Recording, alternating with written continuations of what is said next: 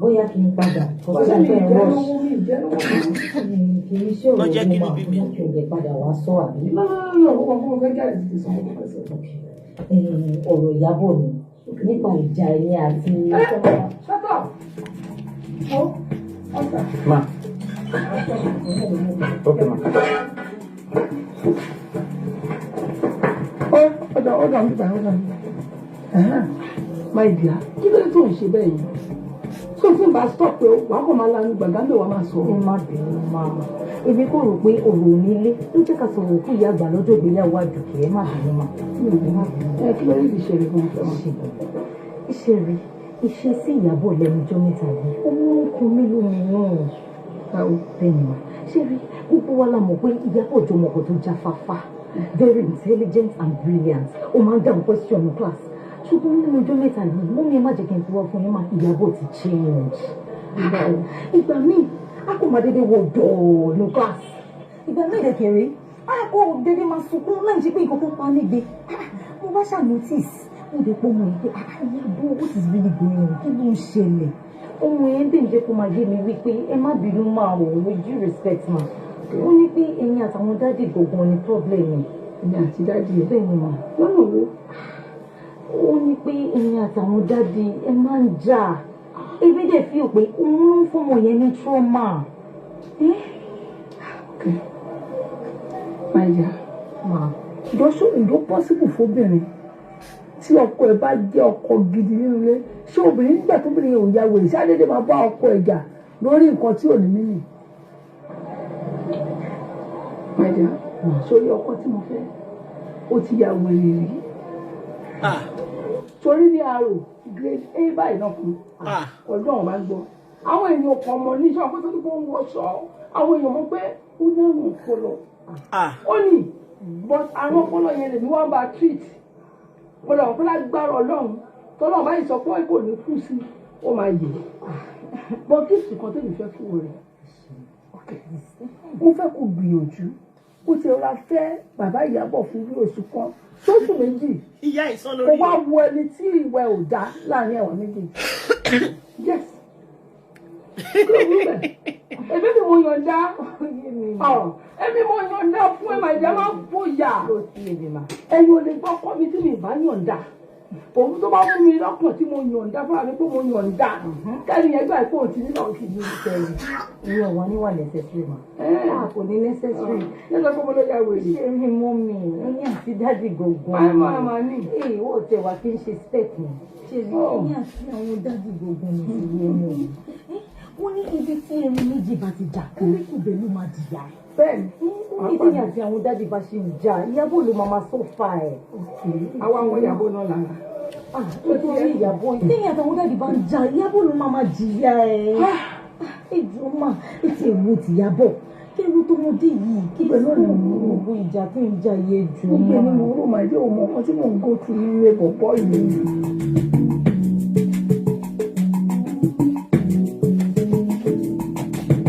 Ẹ̀bẹ̀rẹ̀ kò gbé ọ̀dọ̀ kápẹ́tà ń gbà. Àkókò wo fún ọmọ bá mi fún lẹ́kùn sí. Ẹ̀kọ́ ti bàyí láti jó ní. Mo pàgbé ẹ̀kọ́ gbé.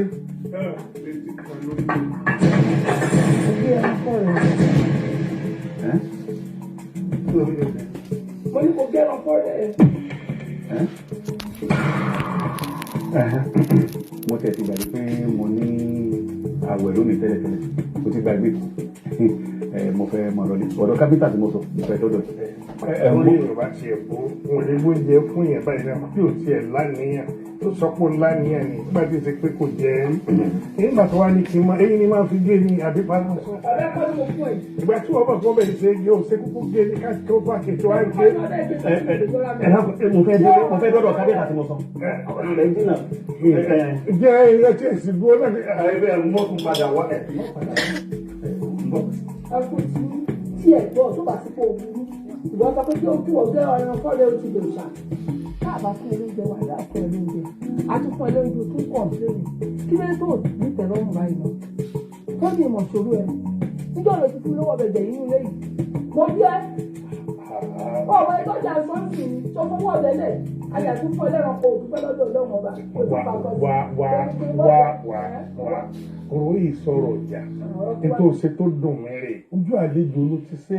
ìjọ náà àtàjígbéga èwo ló sọ lẹ́yìn méjèèjì àtọ̀rẹ́ tó ń sọ yìí ṣèbẹjọ rìn gbèrègbèrè oṣù kiri ìgboro ìyá ìsan lórí o kí ló sọ lẹ́yìn méjèèjì láti jọ tó ti ń wà burúkú ọ̀rọ̀ pé ẹ̀ka lẹ̀ ní tó fọ́fọ́ tó ń ṣe yìí ò dáa ṣèbẹjọ máa ń pẹ́ ẹjọ́ máa ń kú ni ó wá dé oníkí máa fọ́n ọ̀rẹ́ ẹ̀ lé. àkọ́kọ́ nìyẹn èkejì tó wá burú ń bẹ̀ ibi mo fún ọ lówó ní ìjẹrin níjẹrin ọbẹ̀ mo ní kẹ́kọ̀ọ́ ṣiṣẹ́ bẹ̀ níjẹta.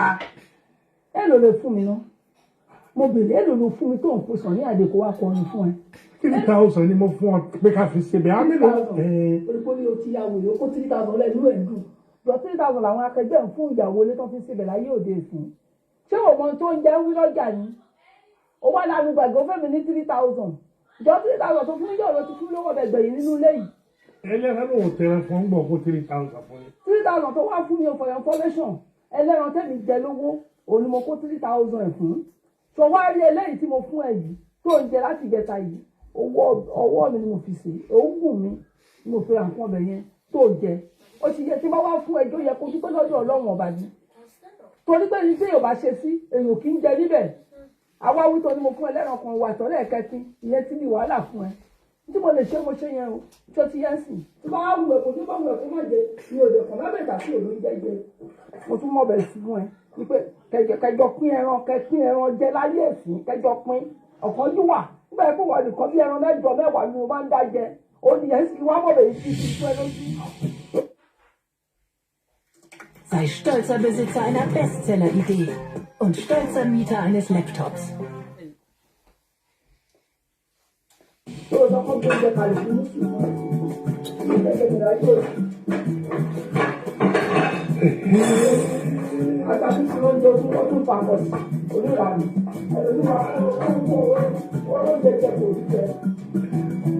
Mo sọ̀pọ̀lọpọ̀ fún mọ̀rọ̀ bí yóò ṣe ń yìí mo nà á bí ká mọ̀lẹ́bí ni wọ́n á mú àwọn náà ti kọ́lé wọn wọn ò wá mú kò wúlò fún ya kò wúlò fún bàbá sọ́dọ̀ mi yóò ti wá fún ọlọ́mọ máa jẹ pààyàn o àmọ́ bí ó bá kú ní ó kú èyí tí wọ́n lu lónìí ìwà láì yóò sọ fọ́ọ̀rọ̀ ọmọdé máa kò tí ì jẹ ewu rẹ̀ wọ́n sùn lọ́rùn bàbá mi àwọn ẹ̀dá èyí jẹ́ òkú fọ́ gbogbo ní.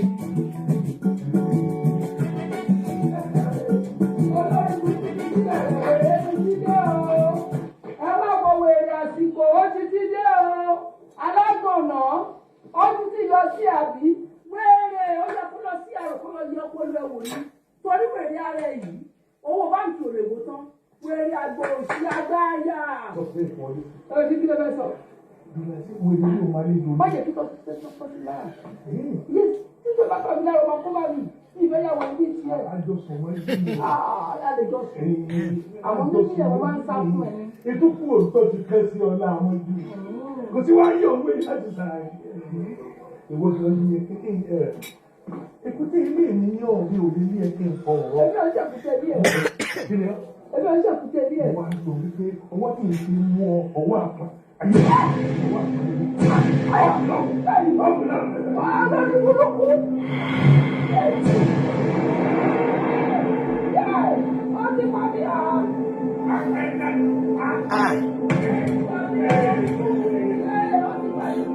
ọbẹ̀ ẹgbà mi. Mommy, say it's so far to analyze. I'll see myself. Jésù.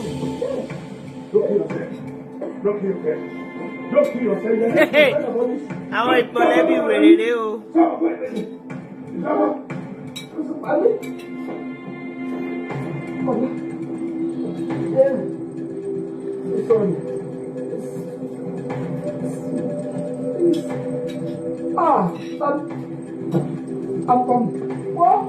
Ọlọ́run burúkú ẹ̀ wọ ọ̀sáwọ́dà lẹ́yìn ìlànà ọlọ́run kò ní lọ́wọ́ bẹ́ẹ̀ kò sọ fún ẹ ó ní tó jẹ́ ẹ̀yà aláàtúkò ní lórí ó ní tó jẹ́ bí ìrẹ̀jẹ̀ kọ́kùnrin kan pa mí ó yẹ yẹ lọ́kọ́ máa ṣe lọ́kọ́ máa ṣe.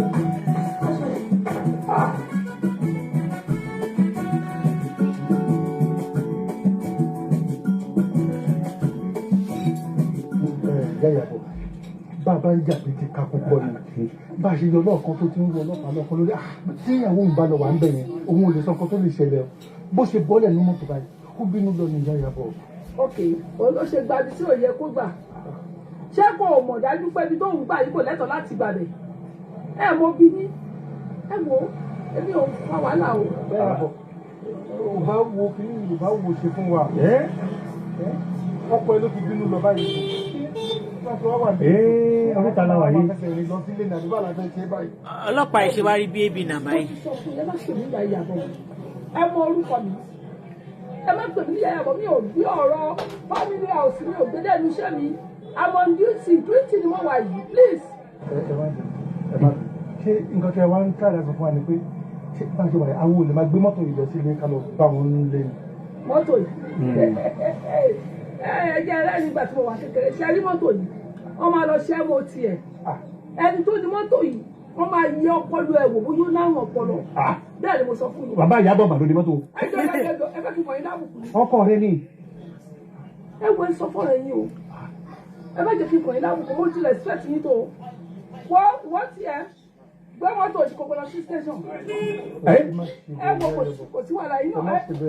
Ẹ wá kọ́ ọ̀nà lọ station. Ẹ jọ̀ǹda wa. Wọ́dà. Máa bọ̀. Ara tá à ń wíre o. Sọ fún àǹsọ̀ pé kọ́ bẹ̀. Ní má bóbi ìjà, obìnrin lágbájú ọ lọ. Ìjọba ni o, àgbọ̀ ẹ̀rọ kàdà ni. Ọ̀gá náà obìnrin kan ti borí jù. Ọ̀dàdà. Tí a wá fẹ́ ṣe sí mọ́tò ní lọ. Òrùba.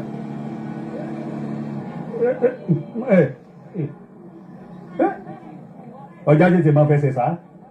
Jáde tètè máa fẹsẹ̀ sá lọ ní o. Jáwé burú kan. Jálè.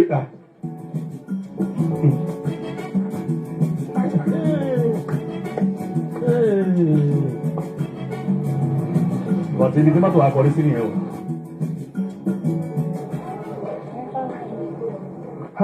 Ṣé mi náà lọ kí ẹ pẹ́ rá o? Èmi ló kí ẹ pẹ́ rá o. Bọ́sùlì. Ṣé mi ló kí ẹ pẹ́ rá o? Ọ̀dà, mo ti máa yóò ti máa gbègbè kó gbè sí ọ lẹ́mìí, àmọ́ ẹlẹ́dàá mi tó dá mi yóò jẹ́ kí n jèrè rẹ̀. Ọ̀rọ̀ yóò rẹ̀ ni mo wá sọ fún ọ. Tí wọ́n náà gbọ́ gbogbo ọ̀gá kàtí tó ṣe. Ó ti gba mọ́tò ń dì mí o. Ó ti gba mọ́tò ń dì mí. Èmi lè fẹ́ avoid unnecessary embarrassment ní public kò jẹ́ kí mi ò bá dùn rárá. Mo máa ma dọ́ọ̀jì ẹ̀ lọ́dọ̀ àwọn ọ̀rẹ́ mi lánàá ni. Nígbà tá a tíráfù tá a lọ bìkan tó mú wa. Tó sọ fún ẹ pé nígbà wọ́n wé pé wọ́n wọ mọ́tò mi lọ sí police station. Wọ́n ti wọ́ lọ o. Ló bá kọ̀wé wípé kí ẹ lọ yí ọpọlọ mi wò pé ọpọlọ mi sábà tó sọ ó wáyé màá tó lọ sọ bíìlì 50,000 pé àwọn kẹ́kọ̀ọ́ lọ yí ọpọlọ mi wò náà wọ́n wá ìpàdọ̀kọ̀ mi wípé kí ẹ má dé fún mi. Sọ̀rọ̀ ń já lẹ́nu rẹ̀ ó fẹ́ lo veto ó fẹ́ lo position ẹ̀ lé mi lórí pé kí ẹ gbé ọpọlọ tèmi lọ bí ó ti lọ wò ó. Tó bá gba mọ́tò nídìí mi yányán èsì ṣẹ̀ṣẹ̀ ń bẹ̀rẹ̀ níbẹ̀ yìí. Láàrin bí ọ̀sẹ̀ bíi mẹ́ta tó ti gbọkọ̀ nídìí mi wo bí bàtà mi ṣe dà. Mo rí kí ni ọgbọ̀n yẹn bẹ̀rẹ̀ sí pé Ọlọ́run ló mú àwọn máa sọ pé ìtají wọlé wo bàbá yà rẹ sọ̀rọ̀ o bàbá sọ̀rọ̀ o wọ́n ní kì í déédéé bínú ọmọ àmì yẹn nífa o bàbá sọ̀rọ̀ ní ọjọ́ kù sí sọ́dà kí mọ́tò mi ó lọ́wọ́ mi o. Èmi ò ní lọ 70,000 mi sì ní lọ ìwé wèrè tí ó fún mi pé lọ fi yẹ̀wé ọpọlọwọ yìí ní lọ́bẹ̀. Bọ́mọ bí ó ṣe dá mọ́tò mi padà o tí ò bá dá mọ́tò mi padà yóò lè ju bó ṣe rò lọ o. Kò gbá ìwọ. Mo ṣe tán. Tí mọ́mì bá ní kẹ́ lọ yẹ ọpọlọ yín wò, ẹ̀yin náà lọ yẹ̀ wò náà. Ọmọ ọ̀sán rẹ o. Mọ́mì ṣáà ní mú yín tẹ̀ bá gba one way. Wọ́n ní kí lọ bá yín bẹ mọ́mì. Èmi ò lè bẹ̀rẹ̀ ẹ̀bẹ̀ yẹn o. Kété iná kan ṣe ń gba one way. Kété iná máa gba one way. Ẹni kété iná bá yín bẹ̀rẹ̀. Ọmọ ọ̀sán rẹ o. Mọ́mì ò ṣáà ní mú yín. Ẹ̀rọ ní kí lọ bá yín bẹ mọ́mì. Èmi ò bá yín lọ bẹ̀rẹ̀ ẹ̀bẹ̀. Ẹ̀mí pépà kẹ lọ yẹ ọpọlọ yín wò. Ẹ̀yin lẹ́sẹ̀ tó tẹ̀síwá fẹ́ bọ́. Táìpẹ́ mi mo mú yín. Kéèsì tó wà lẹ́gbọ̀n. Àwọn máa ti dé kọ́ọ̀tù. Wọ́n ní láìsí sí mi. ẹ lọ ṣe nǹkan tó ní lẹ́sẹ̀ ẹ̀yin náà yé máa gba one way kò dáa. Omi tí ó gbọ́rọ̀ ẹ kojú àdúgbò. Òun bá bàbá rò bẹ́ẹ̀ lò. Ọkọ ìyá.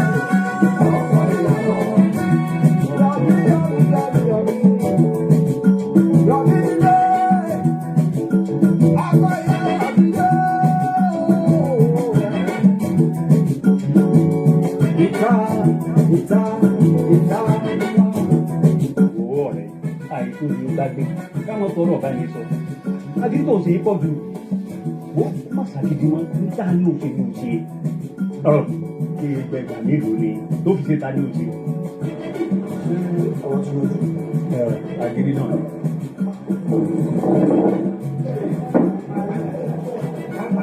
ọ̀rẹ́ wa ó mọ̀ pé a lè yẹ ní bá ju bàbá ẹni lọ. Bàbá là pè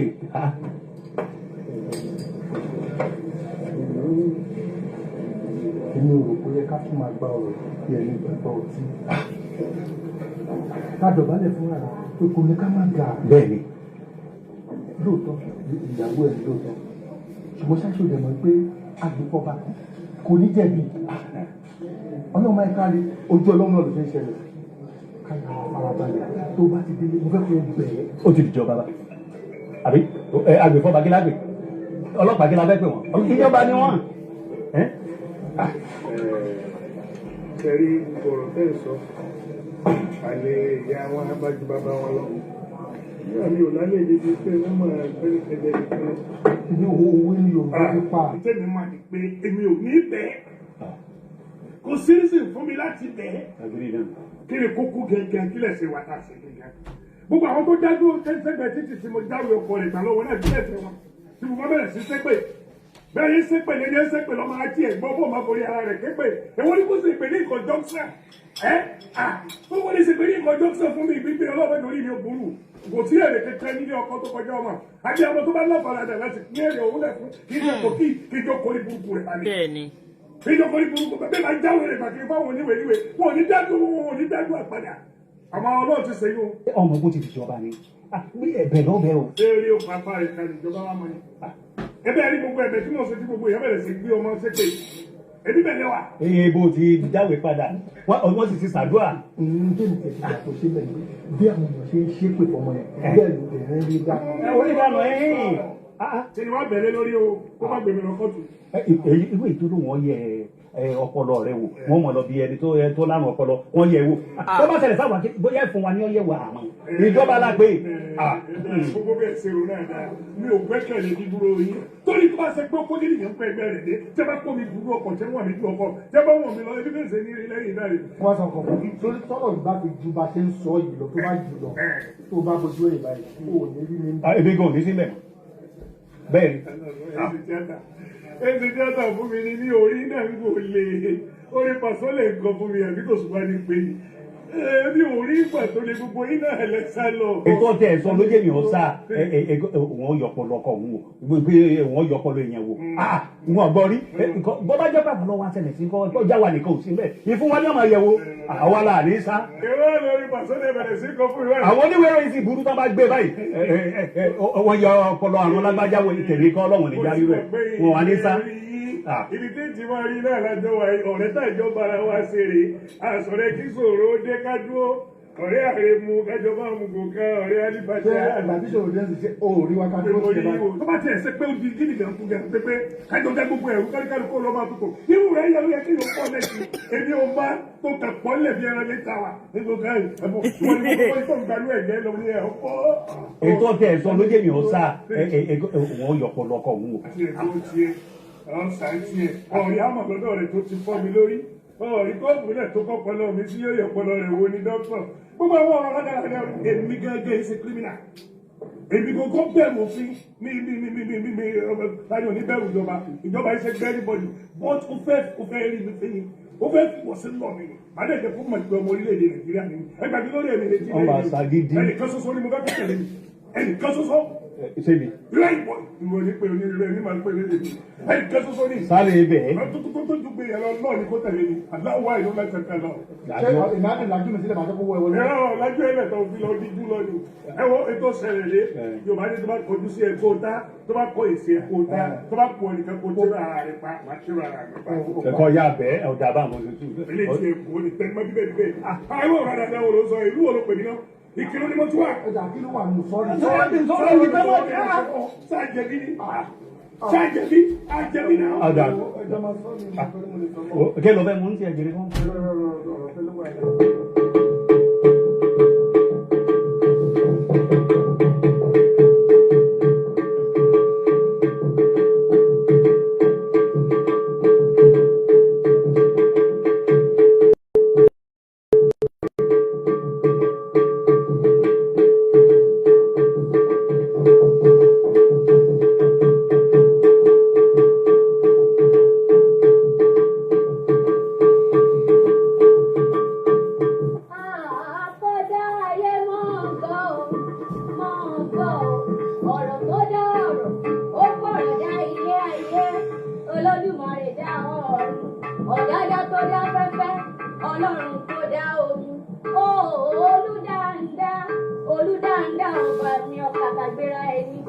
Olórí ayé, Ọlọ́run, àkọ́kọ́, ìgbẹ̀yìn, agbára tí ń gbẹ́gbára àdìyó, ọba àti àtúnkójúlé, àtògbọ́kànlé, àtòwò lójú.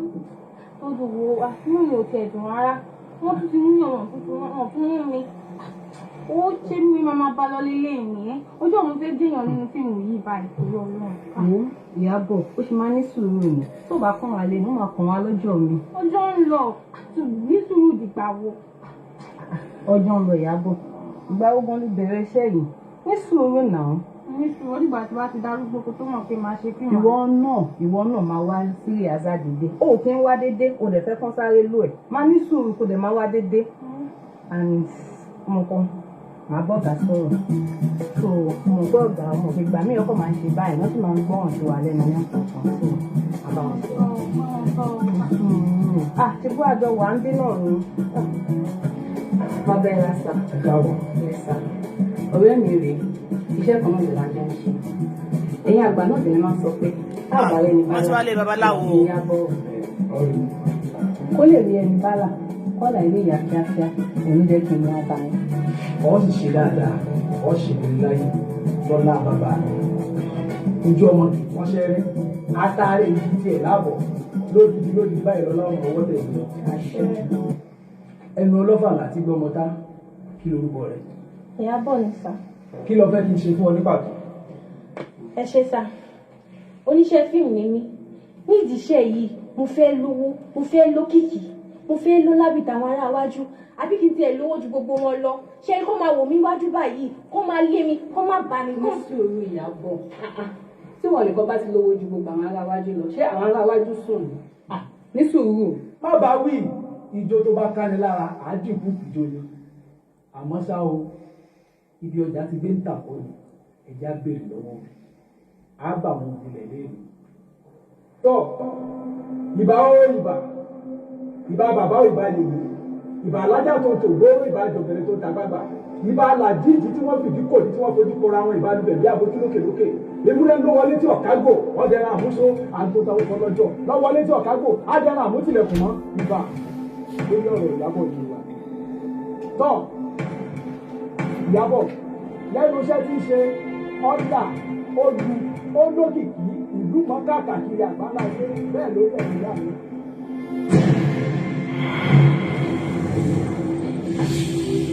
Báyìí Ìyábọ̀ ọ̀la ọ̀lù ó sì ní òkìkí rẹ̀ ó sì kàn káàkiri àgbáńlá yé àmọ́ ṣá o lẹ́nu iṣẹ́ tíátà ikọ́ o lẹ́nu iṣẹ́ rárá iṣẹ́ tíátà ìgangan mo fẹ́ ṣe àìmọye àwọn èèyàn tó lówó nílùú tí kò tiẹ̀ sẹ́nìbọ̀ tó mọ̀ wọ́n èmi fẹ́ lówó kí máa rìn kí n lókìkí kí máa rìn báyìí káwọn èèyàn máa pè mí lọ́tún pè mí lọ́sì wọ́n máa ní celebrity wọ́n ní mo fẹ́ nìyẹn iṣẹ́ tíátà lèmi fẹ́ o. Túndùn lẹ́bí wọ́n mọ̀ mí lánàá kó tó dùn ọ̀ sọ fún ni wò ó iṣẹ́ tó ń ṣe nǹkan ló ti lókìkí ọ̀ wàṣẹ́ mi ṣe. Ẹ wò bàbá ẹ bá mi sọ fún orí iṣẹ́ tíátà ìgangan ni mo fẹ́ ṣe. Bàbá ṣẹ́rí èmi ni máa sọ fún orí iṣẹ́ tí mo fẹ́ ṣe. Ó ń ṣe orí mi ṣé orí mi ni bàbá kó ṣáà ṣe orí yín. Ẹ bá ń sọ fún tíátà gangan ni mo fẹ́ bàbá. Ọ̀dà tó bá jẹ́ pé ìfẹ́ mi àwọn àkànṣe sí lọ́la àwọn bàbá tó ní lọ́mọdé àbúrò eégún lè fún un aṣọ ìyàmọ̀ sí ọgbọ́n o àmọ́ mo ní ìyàbọ̀ ọ padà wá rí ṣùgbọ́n mo bá ti bọ̀ kọ́kọ́ pè wọ́n ti bá wọn wọlé wọ́n ti kọ́ sọ́nà lórí ọ̀rọ̀. Bàbá ẹ ṣe gan-an a máa rí yín pa mo jẹ́rìí yín mo rò pé máa ṣe mo jẹ́rìí yín. ẹ ṣe bàbá ẹ wọ́n wọlé o ọ̀gá rẹ̀ tó mọ̀ lọ́ọ́ yọ. Ìyábọ̀ ọ̀rọ̀ máa ti dọ̀rọ̀ àwọn àtàyè kí ló fẹ́ ṣe. Kí ni mo fẹ́ ṣe báwo? Ṣebí wọ́n ti ní kí n padà wá àbí sórí èmi mọ̀ pé nǹkan tí màá ń lè ṣe fún mi wà. Àìmọye àwọn èèyàn tó wà ní gọ́ọ̀fìtì ẹ pé orí wọn gbé tọ́ pé wọ́n kàn fi èrè pọ̀ sí ẹ̀yìn. Ọ̀rẹ́ mi tó mú kọ́ tó bá gbà la máa lọ. Ìlú ìṣẹ̀jẹ̀ ìbàdàn àwọn kan máa ṣe kọ́ ní ìbéèrè náà. Nǹkan tọ́wọ́ mi ò tó máa fi gangan fà á. Bí iṣẹ́ tiwátiwá débẹ̀ tí mo dọ́dọ̀ bàbá yẹn tó sọ pé kò sí nǹkan tí àwọn lè ṣe máa jẹ́ mo máa túbọ̀ fún bò mi máa mú rìn níbò mi ọ̀rẹ́ mi ń jíṣẹ́ tí kò ń kọ́ nǹkan tí wọ́n lọ fún àbáyé ó yá nàá ṣé ká máa lọ àbí kí à ń tó ṣe ń bíbà. Báwo lè ṣe máa ń sọ̀rọ̀ báyìí náà? Kí ló ń kọ́ ẹ lójú náà? Ó dẹ̀ ní sọ̀rọ̀ náà. Tó bẹ́ kí n rí ẹni jù ní. Nígbà wọn bẹ́ẹ̀ yìí jáde ká tó máa lọ, tí bá kọ́ gbé wọn lọ́sẹ̀, kí tó padà dé, kí tìṣẹ̀ máa gbá wọn lọ. Ṣé mo pé mo wé fún ẹ̀rọ ni? Ok, mo ti gbọ́. Ẹ bá kúkú fẹ̀sùn kọ̀ ẹ̀kan náà sọ nǹkan tá a fẹ́ sọ ń bíbà àbí? Ní ìṣẹ́ ló fẹ́ bá mi sọ yẹn. Mo gbé mo sọ yẹn pé mo fẹ́ yaṣẹ́. Script ẹ̀dá dẹ̀ sọ pé script yẹn ti ready. Oh, okay. Script yẹn ti ready. Ẹ lò tiẹ̀ ní owó tó ní fún iṣẹ́ tó fẹ́ yá náà. 6.5 million péré. 6.5 million. Ṣé sinimá ló fẹ́ yá? Sinimá. Ṣé 6.5 million wá tó ya sinimá ni? Àbí kí wọ́n yàṣẹ́ kí wọ́n rí pé wọ́n yàṣẹ́ gidi. 6.5 million ń gan akọ̀fẹ́ manage ẹ̀kọ́ ni. It's okay. It's too wàhálà. Okay, nínú 6.5 million tó ní jù. Èló ní ìwọ gangan tí wàá rí ní ẹ̀bà kí lè mọ iye tí màá fún ẹ mọ. Èló mo ní báwo ṣé mo lówó ni? Ibo ní kí n ti rí. Gbogbo location tó ń lọ láti jọjọ́ yìí. Ṣé wọ́n sanwó fún ẹ rárá ni? Kí ló ń bá mi sanwó fún mi? Ṣé mi ò ní jẹun, mi ò ní raṣọ, mi ò ní ra cream, mi ò ní ra irun àbí kí ni ò kí wo? Tó bá ní fún mi kó jẹ́ kí n wá lọ síbòmí o àbí torí mi ò tẹ understand gbogbo ilé ìtàn ṣe gbà.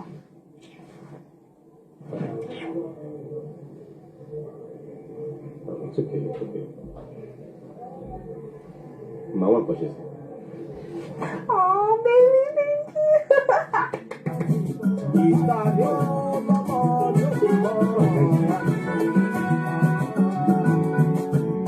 Àṣejù ni wọ́n yà fọ́ kiri o. Kẹ́ni. Kí ni? Tó lè bè. Wúhi. Àjẹmọ́ ni. Tó lè bè. Èmi nìkan. Àjẹmọ́nú. Tí ẹ bá rí jẹ́ ìdílé, ó ti ṣe bímọ. Èmi nìkan tán. Ìyàwó ilé ti pọ̀ jù. Kí ló fẹ́ gangan? Ẹ ṣe sá. Mo ríṣẹ́ takuntakun tẹ̀ ṣe lórí wa. Tòun kò fẹ́ fi lè àfiṣe sí i. But nǹkan máa ní ìfẹ́fọ̀ kékeré kan báyìí lọ́wọ́ ẹ̀yìn sá. Irú fẹ́fọ̀ wò sọ sórí gbogbo nǹkan tó bá fẹ́ mi tọrọ dé yìí. Kódà bó ní kí ní tó ṣe yìí jọ tó fẹ́. Mo lè torí ẹ̀ kú. Ẹ̀mọ̀ èmi náà fẹ́ káwọn èèyàn máa wò mí, kọ́ máa rí pé mo ti ń ṣe fíìmù. Èmi náà fẹ́ star, kọ́ máa rí mi, kọ́ máa rí pé àwọn yìí náà ti ń ṣe fíìmù. Ẹ̀mọ̀ kí máa lò mí síṣẹ́ yín sá. Ìyàbọ̀. Àfọmọ yìí lọ́pọlọ báyìí látọdún tó ti dé mo ṣẹ̀ṣẹ̀ ń mọ̀ lónìí bó lọ́pọlọ gan ni o. Torí kékeré lélẹ́yìn. Èmi ti sọ fún ọ pé kò sí nǹkan tó fẹ́ tẹ́mi ò ṣe fún ọ. Kó o sì wọ́n sáà ti di èmi sórí star mẹ́ta ló wà o. Star mẹ́ta ló wà nínú tàwa yìí. sáà àkọ́kọ́ ni láàrin ara wa àwọn eléré ẹ wá location èmi náà pàdé ẹ̀ lájà mo pàdé ẹ̀ ń bá dóore sáà location lásán lélẹ́yìí sáà ẹlẹ́ẹ̀kejì ni sáà àdúgbò téèyàn ń gbé tó mọ̀ kò sí bó ṣe lè burúkú wọ́n sá mọ́ yàn ládùúgbò àwọn fíìmù kan àti àmọ̀ rí inú fíìmù sáà kan tó nù sáà àdúgbò nù tó wá rí sáà tó pa sáà tó nà ọmọ pa òun ni sáà all over the world èèyàn ti Bruce nù torí bí ẹ bá ti lè Bruce tó dé London tó dé Amẹ́ríkà tó dé Canada tẹ́sí mọ́ ó ti tán èmi ò fún ọ lẹ́lẹ́kẹta kì í ṣe pé kò èrú èmi náà ní ìmọ̀ ẹ̀kọ́ ọmọ tó mọwọ́ wẹ̀ ní ọ̀. ẹsẹ̀ ìmú tẹ́ ń fojú sọ mú kúkú ń fara sọ ẹ̀ tí ẹ wà ẹ wo nǹkan tẹ́ bá fẹ́ máa ṣe fún yín anything àwọn èdè láti ṣe nǹkan kan anything tẹ́ bá need sir ẹ mọ̀ anything tẹ́ bá need anything at all. ṣé o sọ mi wá dàgbà àyà yín dàgbà mọ́làbẹ́ ṣùgbọ́n mi ò fẹ́ kó ọ̀rọ̀ mi ó dàbí pé ẹ̀sìn ni mi ti ń jẹ́ kó kọ abẹ́rẹ́ ni. ẹ jẹ́ kó jẹ oúnjẹ mi. kó jẹ kó na ẹnu lọ kó lọ jẹ kó nẹlẹ. ọmọ tí mo fún yíyà nítorí abájọ ṣe ṣe òun bí àtúnṣe wá ló bí weekend kan lọ́dọ̀ yín èèyàn ọlọ́run ò bínú sí kò bá jọ nìyẹn kò bá jẹ anytime àìgbàmú lẹ́sibísì kódà mo lè ti torí ẹ nínú ṣe bàbá. bọ̀sẹ̀ sàn pé sàwọn lòun ti ṣe ní this time kó tí mo fẹ́ nìyẹn. very very sure ẹni tí tó bá fẹ́ wọ́n ṣáà ti sọ pé mi ò fowó sí i ó tún ní gbé mo ń wọ ọ̀dọ̀ rẹ mo wí pé ọlọ́run ayé o àsọmọ o ti star sọ pé star ìwọ ló ń jẹ bẹ́ẹ̀ níyàbọ̀ tó bá ti ń gbé ọba ìwọ sàmọ̀ ju ọmọ jẹ sàmọ̀ kí wọn tó bá ti ń ó ti di star kò sí rí àṣà lónìí ọlọ́run ṣé o lè bá ń fọ sọ. aṣọ báwo. wọ́n á bá ń fọ ń lé ni.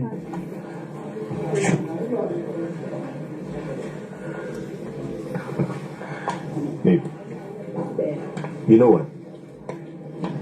You are the angel of my life. Lórí rọ. Owó ló dẹ̀rù bẹ́ẹ̀ o. Tí o bá mọ tí mo ṣe nífẹ̀ẹ́ tó. Kò sọ pé o ò nífẹ̀ẹ́ mi àmọ́ ìfẹ́ ta nífẹ̀ẹ́ dìyẹ òdenu ojú ká bá jẹ.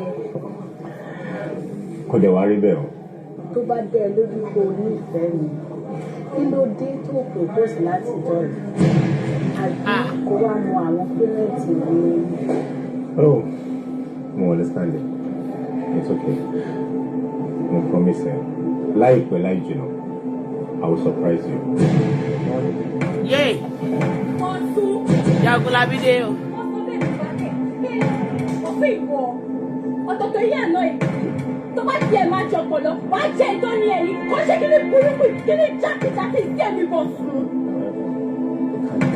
Kì í ṣe nǹkan tó rò ó. Don't tell me to calm down, because tí mo lọ kọ́ lọ́mọ́ta, because mo bá mi bá ikọ́, àṣìṣe oníranù yẹn, bọ̀ sùn.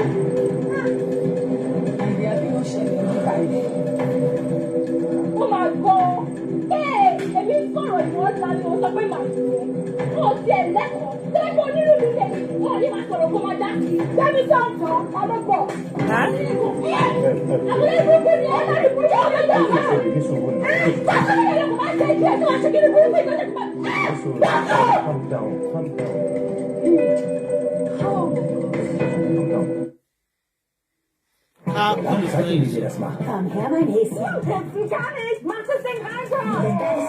Kakulu for YouTube. Don't work with me, myself. I'm money. That's it. I'm money. Habt ihr das gesehen? Space Jam, a new legacy in Kino.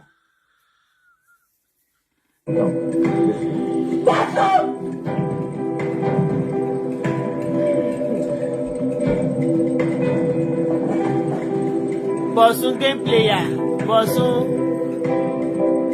Bọ̀sún Fàwọ̀rajà ti jẹ́ tán. Òtòótó òun ní ìsìn tábà ní ẹbọ tàkẹ́ ìjó ní ìsìn gbogbo nǹkan location ni tí ẹ̀ mọ̀ ẹgbẹ́ ńgbà míì ó lè ba eré oníjóde ó lè dìgbà míì ká lọ location kó jẹ́ pé wọ́n fẹ́ wo activity ìjó yín ipe bóyá ẹsẹ̀ ìdúná kí ló tó máa ń jóná torí wọ́n fẹ́ àti fíìmù láì ṣe kán jó kọ́ṣọ́rà. àwọn ìjó yín níwọ̀nba bíntín lónìí. kọ́ tó ṣe màá ní mo fẹ́ ṣe fíìmù sí wọ́n á ní kí n máa jójó wèrè báyìí.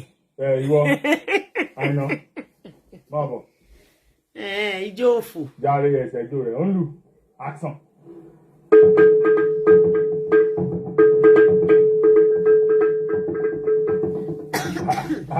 Kìnì ó tó. Ṣé ijó ló ń jó? Bí ìgbà tí ẹ̀ ń fẹ́ àbẹ̀rẹ̀ fún kábíyèsí láàfin. Àbí ìgbà tí ẹ̀ ń wa ọkọ̀ ojú omi tí fi ń wa ìjẹ. Ṣé jónù? Ìwọ gẹ́gẹ́ ló gba best dancer nínú ọdún yìí. Ó ń jónù. Ó ń jó ni. Ibi tó wáyé kẹ́ síbi ẹ̀ níjó. Bójú orí bẹ́ẹ̀dì ní ṣe lẹ́mọ̀ fò sókè tẹ́mọ̀ fò sílẹ̀ ẹ lè jó sálẹ̀ ẹ lè jó lókè. Lọ́wọ́ kó lọ sọ́hun. Ó ń jó aṣọ wọn dáadáa lógún. Pàjó lẹ́kún. Ẹ pẹ̀lẹ́ ìyá. Ẹ má bínú jẹ. Kò mọ ọjọ́ àbí. Ẹ̀yin náà ìbọn tàyà wa kú dé owó. Ẹja ọ̀sẹ̀ jó mi. Action.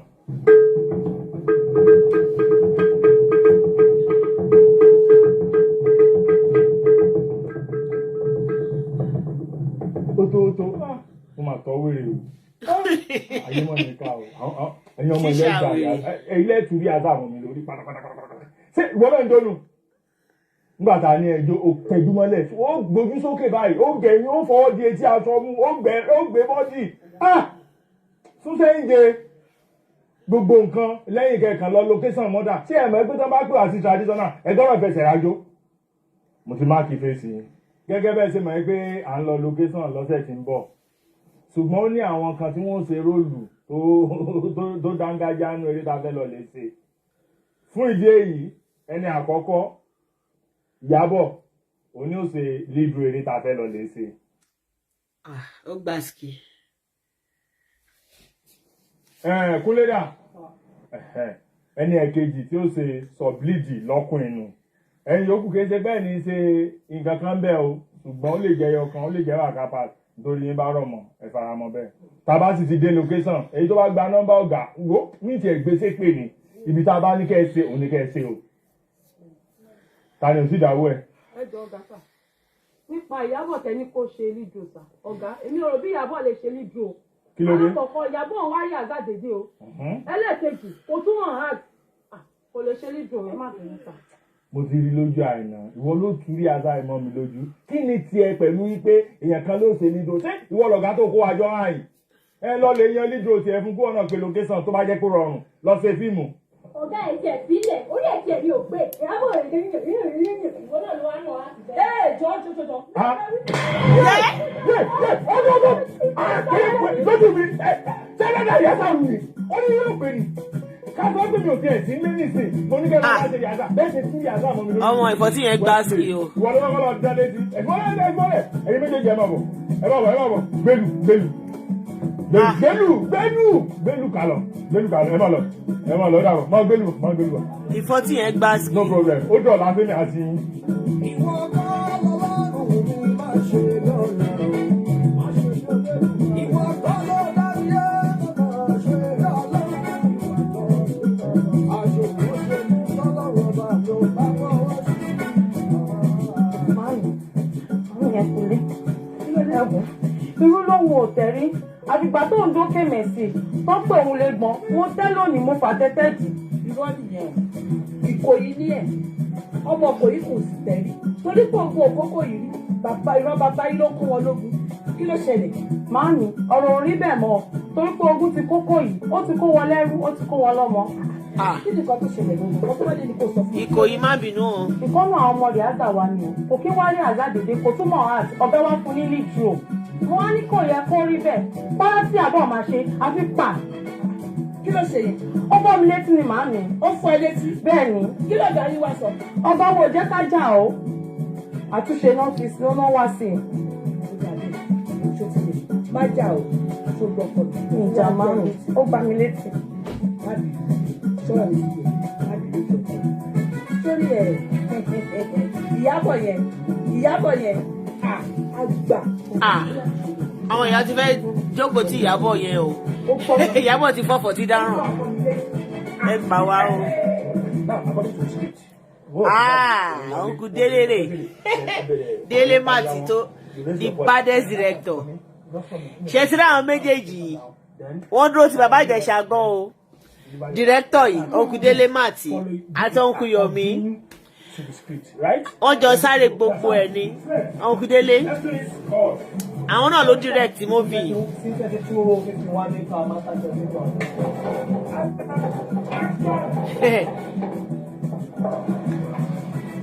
Ẹ káàsán sáré bẹ. Ẹ jọ̀ọ́ mo béèrè boyfriend ní Ọlá director fún. Ọládélé, right? Délé, get it, please. Let's see the day. What's up for the second on the last day? Uncle Yomi káwọn gbé ya.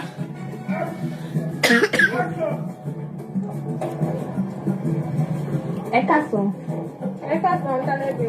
Ẹ jọ̀ọ́ mo béèrè boyfriend ní Ọlájídé director. Irú àwọn wo lè gbé wá sí set by torí ọ̀nà? Ṣé òkọ́ṣẹ́ ni? Àbí kí ni gbogbo rubbish yìí báyìí náà? Bí ẹbí ọlọ́gbọ̀n kan tó máa gbé wá sí set yìí o.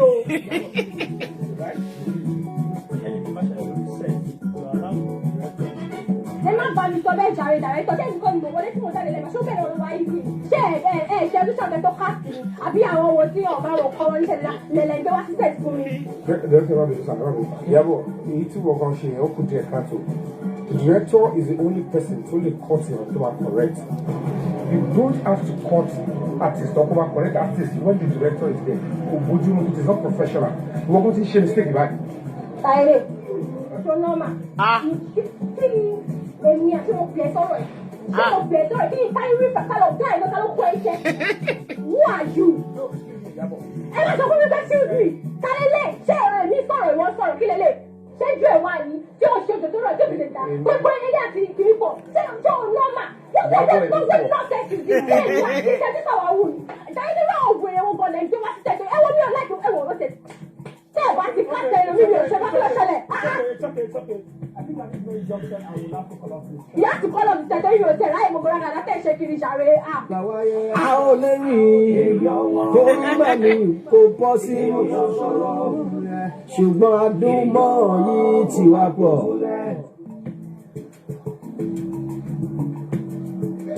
Yomi, can I see you for a minute? Sorry, má bínú ẹ̀kọ́ yẹn. Ọmọ yẹn ló dánú bí wọn bá wọn àti ìwọ̀n àmọ́ tí yẹn ṣe máa ń ṣe. Ṣé ti gbọ́ má bínú sí yẹn? Ṣé ti gbọ́? Uncle Yomi ṣe wá ṣẹnu bọ̀ òkú báyìí. Uncle Yomi ṣẹnu bọ̀ òkú ọ̀sọ̀rọ̀ wọn kàn ṣẹnu bọ̀ òkú kalẹ̀.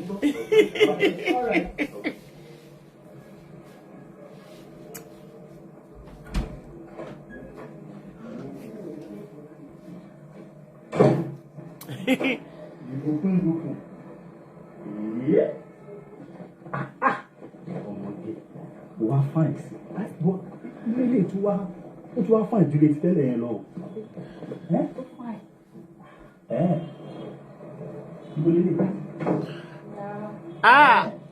Sí ní ibà yóò yẹ kó yé yín.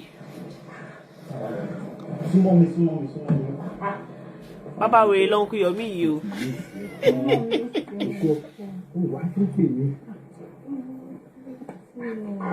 Uncle Yomi ti sínwín.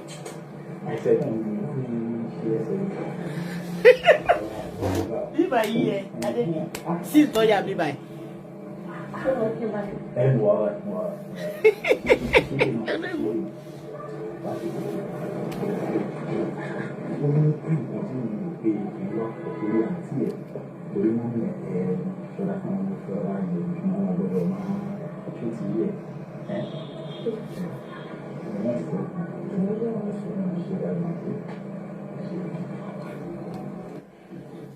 Owó ẹ̀ wá tutù ó tó ọgbọ́n nínú fíìsà ni.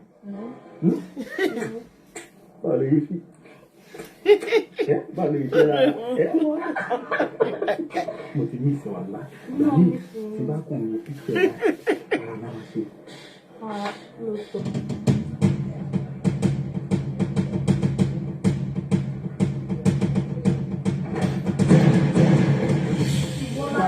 A ò lè rìn torí mẹ́mi kò bọ́ sí ṣùgbọ́n adúmọ̀ yìí ti wá pọ̀. ẹ má dúró gbogbo nǹkan tí mo ṣe fún ẹ. ìwọ tí ẹ kò fi sọ fún mi lẹ́lẹ́ ìlú ìwọ èsì ọlọ́dẹ ló máa ṣí ẹ pa. ìwọ ló ní ìwọ máa ní lẹ́lẹ́lẹ́lẹ́ máa ní ìfọ̀ dá máa ní wọ́n ti wà ní.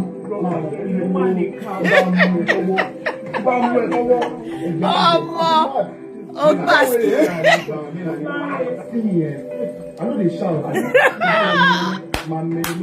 Tuale Boate. Kí ni mo ṣe fún ẹ? Tí mo fi deserve nǹkan tó ṣe fún mi. Ṣé mo fi sọ fún mi ní ọmọ. Mo house down. Mo molest ọmọ yìí 7 years ago. Mo house down. Ó tún padà wá ìgbé lọ́dún yìí. Àwọn ará ìwọ ogun ni. Ìwọ tó mọ̀ pé mo lógun. Ó mọ ojú ọ̀pá àtàlẹ́ mi. Ó mọ pé gbogbo nǹkan tó ń ṣe látàárọ̀. Gbogbo ẹ̀ là ń rí. Police ṣọ́ ìfẹ́ ṣọ́ àdálẹ́bù ọ̀yà ṣọ́ àbọ̀ṣọ́ àbọ̀ṣọ́ ọ̀yà ẹjọ́ máa ń bá láyé ẹ̀ òbí mo ti ṣe pẹ́. Mo ní máa fobìnrin ìwọ̀n ẹ̀ mo rò bí arọ́ ni mo pa. Oh my God.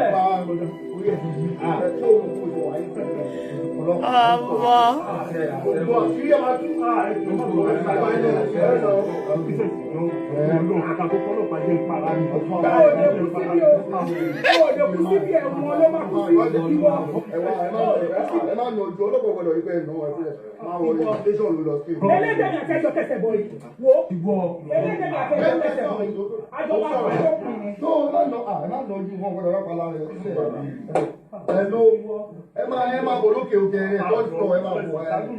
Ṣé o ṣe àkọ́bí burúkú tó ṣe láti jọ ìrìn? Èèyàn wọn mo bá kó múlẹ̀ láyé mi ò méje gbọ́kàn léèyàn. Bákọ́lé báralẹ̀ fàbínú ẹni ìlara ẹni èèyàn wọn inú mi mo mọ inú ẹni kéré. Ọmọ Fábí. Báwo fáìsà nípa ọ̀rọ̀ láàrin kó tó ṣẹlẹ̀ kò sí nǹkan tó bàjẹ́ nínú tó kọ ẹ̀.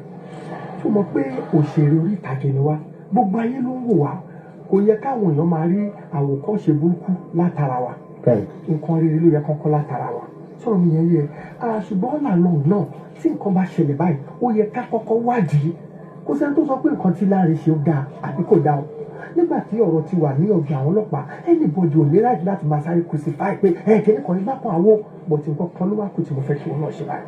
kí ni ìgbà. oh thank you God bless you.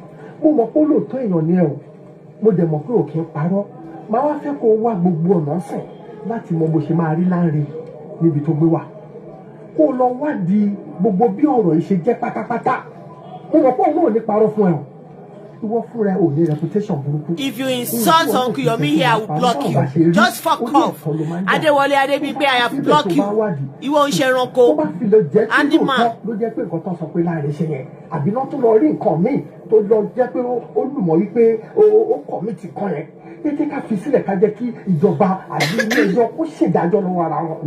Ẹgbẹ́ fúnra ẹ̀ kò ní wọ́n láàbọ̀ fún nǹkan tó bá yẹ kẹ́gbẹ́ ṣe dáàsì tó bá ti find them guilty ní tó bá yẹ kẹ́gbẹ́ ṣe ẹgbẹ́ á ṣe because àwa tá à ń pa àwọn èèyàn lẹ́kọ̀ọ́ kò yẹ kó máa rí àwòkọ́ṣe burúkú látara àwa náà. Mo fẹ́ kó lọ wádìí torí pé ìwé náà sọ pé wádìí ohun gbogbo dájú ká lè di tó jẹ́ òtítọ́ ọ̀rọ̀. That is just exactly what I want you to do. Tó bá padà jẹ́ pé lóòótọ́ bá ní láàrin náà bá jẹ̀bi ó mọ̀ pé òfin á ṣèdájọ́ ọwọ́ ẹ̀. Nítorí pé ẹlẹ́ṣẹ̀ fẹ́ mi lọ láì ní ìyàwó ẹ̀. Ṣùgbọ́n kò tọ́ sáwa òṣèré fúnra ara wa ká ti máa crucify ara wa. Ṣé o mọ̀ pé iṣẹ́ tá à ń ṣe ìpele lọ̀gá ọ̀gá kan lèmi and more so mo tún jẹ́ ọlọ́pàá ẹgbẹ́ tá à ń ṣe. Ṣé o mọ̀ pé bí èmi ṣe jẹ́ ọlọ́pàá ẹgbẹ́ sẹ̀ ipò tèmi náà ó láti jẹ́ kí n mọ̀ pé ókè o báyìí lè ṣe rí báyìí lè ṣe rí ipò nídìí iṣẹ́ tàdé ṣe ìpele ni àyè ọ̀gá àwọn tó tún gbọ̀gà fáwa náà a jẹ́ kọ́ mọ̀ pé ọ̀rọ̀ tó ń ṣẹlẹ̀ báyìí lórí ọ̀rọ̀ láre o báyìí lè ṣe rí báyìí lè ṣe rí nǹkan tí mo fẹ́ kó ṣe fún mi yẹn jọ torí ọ̀rọ̀ má wàá jẹ́ kó pẹ́ o má jẹ́ kó pẹ́ yọ mi immediately tó bá ti get fat yẹn then we shall know the next thing to do. Are you okay with me? All right, sir. God bless you. Thank you, sir. Thank you. All right, sir.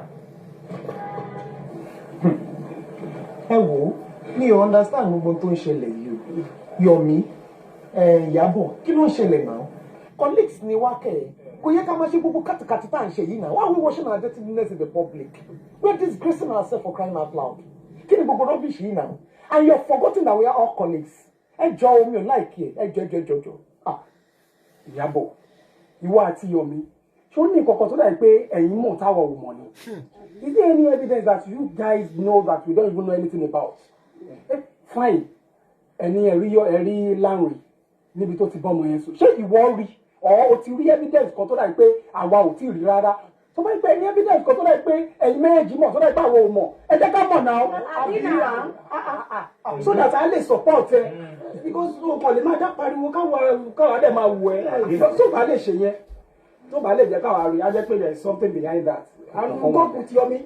evidence wo lẹ tún wá after all mo ti gbọ́ lẹ́nu àwọn parents ọmọ yẹn àwọn ọlọ́pàá náà dẹ̀ ti sọ̀rọ̀ so evidence wo tún lẹ̀ ń béèrè. And have you tried to see Brother Lanre to talk about this issue? Kémi lọ rí Lanre èmi ò kí bá àwọn èèyàn bẹ́ẹ̀ rìn ò rapist ọmọ má jẹ. Just like that kí ló dé. But he's still our colleague. And Ìyábọ̀, in all honesty, ti lè pè Lanre ní criminal until tí ìwọ fúnra rẹ as a person tó bá mọ̀ pé o fẹ́ involve ara rẹ ní ọ̀rọ̀ and you want to be fair enough you have to see him tó bá wá mọ̀ wípé o ò lè lọ láti gbọ́ ti ẹnu Lanre it means you have to wait kí àwọn ọlọ́pàá jáde pẹ̀lú èsì ìwádìí wọn before we can take a stand lórí anything àwọn aráàlú máa sọ ọkọ tó bá wù wọn they have right to that but àwọn àtàjọ tó colleagues a gbọ́dọ̀ tí take a stand until tá bá mọ̀ èyí tó jẹ́ òtítọ́ ọ̀rọ̀ ẹ má gbàgbé o àwòkọ́ṣe ni àwọn aráàlú ń wò wá o àwa tí wọ́n wá ń wò ní àwòkọ́ṣe àwa ló yẹ ká kọ́ wọn lẹ́kọ̀ọ́ nípa ìgbésẹ̀ wa lórí anything tó bá ṣẹlẹ̀ Ìyábọ̀ you must not take any stand until tó bá lè verify fúnra rẹ̀ kó dẹ̀ rí òkodoro ọ́ táwọn ọlọ́pàá bá fún wa ní evidence nǹkan tó ṣẹlẹ̀ gangan. Ìyábọ̀ tẹ̀ ń wo is being a very good friend and mo believe pé kó tó di pé bọ́tà attack yẹn ó yẹ kó tiẹ̀ pè mí kó bá mi sọ̀rọ̀ pé kí ni mo mean by the statement mo ní kí a ní sùúrù èmi gẹ́gẹ́ bí ẹnìkan I will never support rape, child molestation or even sexual assault. Ó dẹ̀ mọ̀ dáadáa and I'm using this medium to say to her that I will never do that. Àmọ́ ohun tí mo ń try láti sọ ni pé we must be careful. Law is law. Tí a bá wà careful, tí ọ̀rọ̀ ẹ bá lọ já síbi tí a lérò, ìdí tí mo jẹ́ ṣe sọ bẹ́ẹ̀ ni pé a ní láti ní sùúrù kárí pé a rí àrídájú. Fair hearing is crucial to justice. Tẹ́ bá dẹ̀ wo bí tọ́rọ̀ ìdédúró ọlọ́pàá sì ń ṣe ìwádìí lọ. It will be a colossal waste and loss for the industry. Káwá lọ dúró to the other side ohun tí ò ṣẹlẹ̀. Tí n bá dẹ̀ sọ yẹn mi ò expect pé kí Ìyábọ̀ kó dẹ̀ mú mi láì understand nǹkan tí mo ṣe kó dẹ̀ subject me to cyberbullying. N tó ṣe tó dùn èmi nìyẹn òun mo ṣe wò pé I need to say it to her because she's somebody I respect and I know plainly she respects me as well.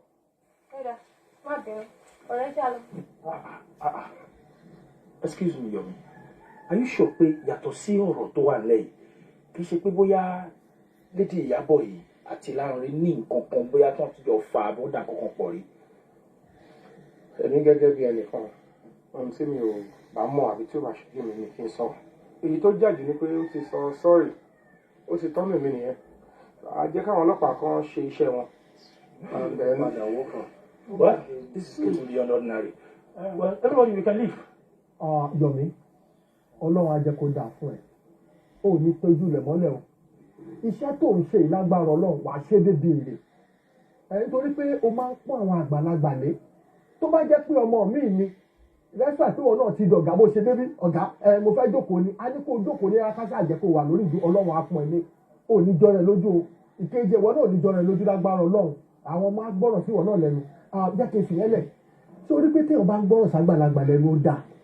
Nígbà tí mo pè é pé Yomi ohun tó ń ṣẹlẹ̀ lọ́wọ́ yìí lórí ọ̀rọ̀ social media kò ní sùn sórí pé ó gbọ́ sí mi lẹ́nu mo wá gbẹnu àwọn àgbààgbà sọ fún ẹ gẹ́gẹ́ bí ọlọ́pàá ẹgbẹ́ pé lọ bá wa yọjú sí Lanre ibi tó gbé wà lọ fi ọ̀rọ̀ wa lẹ́nu wò kó lọ ṣèwádìí gbogbo ohun tó ṣẹlẹ̀ pátápátá wá wò ìjà wàá mọ̀ pé ibi tọ́rọ̀ máa gbà yàn sí ilé àbí kí lẹ́ni mo sọ ọ̀gá. Aláàjì Yes, sir. inú mi dùn torí bíbélì náà sọ kí ló wádìí ológun dájú ká sì ti òdodo mú. ká gbọ́rọ̀ lọ́tún lósì ká tó mọ orúkọ lékejì bẹ́ẹ̀ bá wádìí nígbà táwa ń kọ́kọ́ ń gbókìkí léèpù bẹ́ẹ̀ èyí ti jẹ́ mímú èpo àbá ìrora tó ṣe pé tẹ̀rín lajá fi jẹ́ gbọ̀nsẹ̀ gbígbóná ìbáwa náà ni àbí mo rí pé réèpù tá à ń gbọ́ orúkọ tó bani lórúkọ jẹ́ ni ẹ díàpọ̀ ẹjọ́ wò ayé bá ọ̀rọ̀ náà ni ẹ fẹ́ mọ wájú. ọ̀gá lẹ́yìn ìgbà tọ́rọ̀ ìṣẹ̀lẹ̀ mo ti gba palaba ìpè ọ̀gá alimi kìíní kan. ìpè orí fóònù ìyàgbéjà mo ṣe lépè má péjì. rárá ìpè bá wù mí. Ọlábọ̀dé Jamiu RIP orí ẹ̀ dàrú ẹ̀yin ọmọ ọ̀ràn kíran ẹ máa rìn kiri lórí social media. Did I call you here? Ọmọ ọ̀ràn wọ̀nyí. Sexual assault.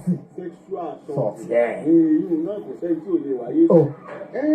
Kò dá lóòótọ́ ṣùgbọ́n síbẹ̀síbẹ̀ náà ìhun náà ò tí ì tó kókó lu èrò wálé sí èyí ti jẹ́ táàbù máa bo ọkọ̀ ara wa jẹ́ wà ń kígbe rè kọjá ẹ dákun ẹ bá ń bẹ àwọn ọmọ wa wọn ṣe sùúrù ṣe gbọ́ èmi náà tó wá fi ẹni tí ń bínú tí ń kígbe kọjá kó kójú pé ó bá ihò renú kó fi èdè inú kó fi èdè ìsàlẹ̀ ẹ̀kún ẹnì kankan ọdún ẹ̀wọ̀n ni wọ́n wá ń torí abániṣe èmi kò gbọ́ ní ọ̀gá ọlọ́fà ṣe rí ọlọ́run kó ṣàánú fún wa inú ni bí ni kò kàn ta ìmọ̀ wá wù bàbá ní ọ̀rọ̀ ẹ̀yìn àgbàtẹ́ tó gbọ́ngàn ọ̀gá sáwa.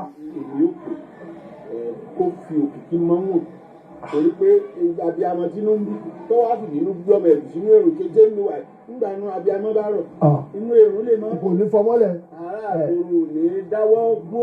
ọ̀gá bẹ́ẹ̀ ṣe lẹ́ẹ̀fẹ́ pé náà èmi náà á gbìyànjú láti pé àbá sọ̀rọ̀ pé òun rè o ti gbọ́ tọ́gà ọlọ́pàá sọ o ti gbọ́ gbogbo ohun tó ṣẹlẹ̀ lọ kó sì ní sùúrù ọlọ́run á jẹ́ kí gbogbo ẹ̀ bọ́ sí i. ṣe wá rí i pé àbùkù kì í wẹ́ni tí ò ní í kọ̀ ẹni tó jẹ́ gbajúmọ̀ làbùkù máa ń wá kiri bàbá. àbùkù yàwèrè kọ̀ wá lómi gbajúmọ̀ ni wá àbùkù tó dúró yìí kọ̀ wá lómi. èmi tí bá ti rí àbùkù tó ń bọ̀ báyìí máa gbọ̀dọ̀ bí mi. kò ní kọ̀ yín kò ní kọ̀ gbogbo wa bàbá ẹ ṣé o àdúrà yà gbà ẹ ṣé o ẹ ṣé bó bá yẹ bá tún jẹ́ àtúbà sọ̀rọ̀ ọ̀gá.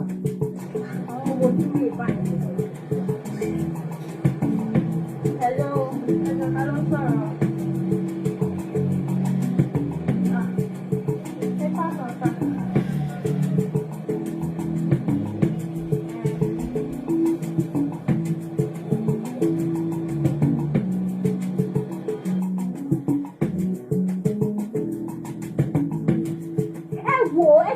mi sọ rárá ẹ má fẹ́ bá mi sọ rárá tẹ́yìn máa sọ̀rọ̀ ṣé ní tẹ́yìn ò bá lè sọ̀rọ̀ èmi máa sọ̀rọ̀ èmi ò ṣalábòsí bíi ti gbogbo yín mi ò sí ní indọ́sítírì mọ̀. ẹ má bá mi sọ ẹ̀jẹ̀ má bá mi sọ ṣé tó bá pé ọmọ sí yín ọmọ tí máa ń la kà tó ń la lára tó ń la gbogbo ẹ̀ ẹ̀yin ò ní sọ̀rọ̀ ẹ máa dákẹ́ bẹ́ẹ̀ ṣe dákẹ́ yẹn àníyàn ṣe kékeré kó fèsì òfin ẹ̀ sọ fẹ́mi pé kẹ́yìn máa sọ̀rọ̀ ẹ wo ẹ má bá mi sọ o. bàbá ní ẹgbọ́n lẹ́ ń bẹ̀ ṣe ni bàbá tí ẹ bá ní nǹkan obìnrin tẹ́lẹ̀ bá mi sọ ẹ jọ dúró lẹ́yìn tẹ́lẹ̀ mi kó lórí fóònù. Jonathan nìyẹn. àwọn bàbá kan gbọ́n pé àwọn bàbá ẹgbẹ́ ọlọ́pàá bíṣà ọlọ́pàá náà bí lọ́sẹ̀ tó wọ́n ní èkó tẹ́lẹ̀. tó o tó bá yẹ pọ̀ mọ́ tiwọn náà máa pè káàkiri báyìí. wọ́n náà sọ pé ó fún mi o. ọ̀wọ́n kọ́ máa wo wọn bọ̀. wo ó tiẹ̀ da ọ̀rẹ́ mi máa ṣe láì dìde. máa tó sọ̀rọ̀ yóò tèmi pé àwọn obìnrin kan ti ń pè lọ́sí kan fún mi pé kíní kan kìnìún kan. wọ́n yìí máa ṣe. ṣí fóònù ẹ̀.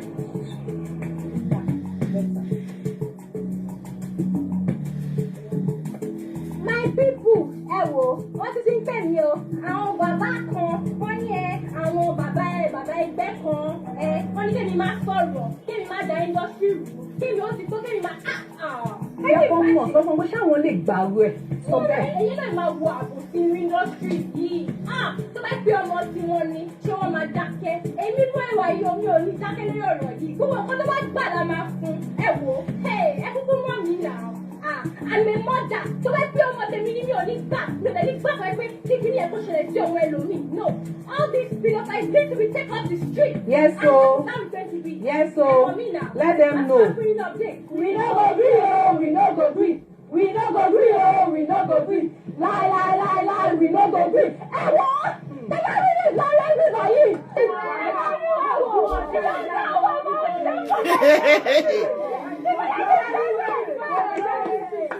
Wàláì.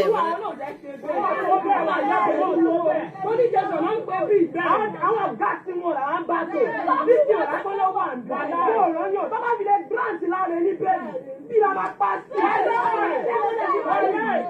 ta ọ̀sẹ̀ ẹ̀ máa rí tí àwọn ọ̀rẹ́ rí tí wọ́n rí rẹ̀.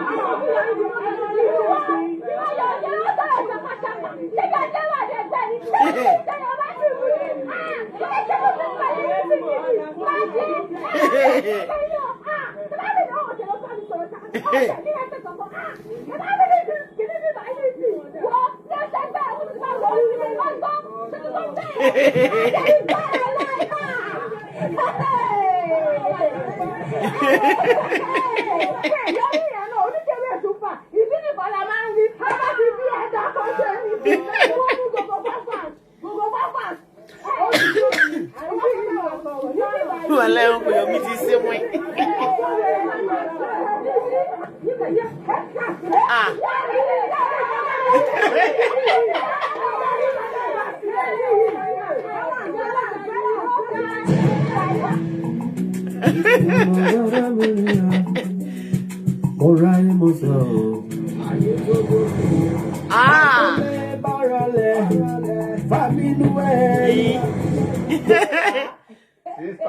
Who is Mariam Gbemisola? Who is she? Let me block you. RIP Mariam Gbemisola. Fuck off. Iguke.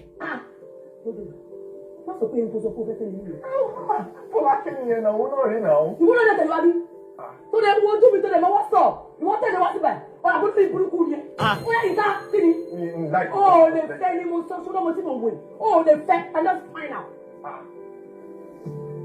ó fẹ́ sọ̀rọ̀ kí ni ti gbà tó bú ẹ̀ olórí burúkú lẹ́yìn kí ni tá fún mi olórí burúkú lẹ́yìn ó sì máa bẹ̀ àbúrò àbí.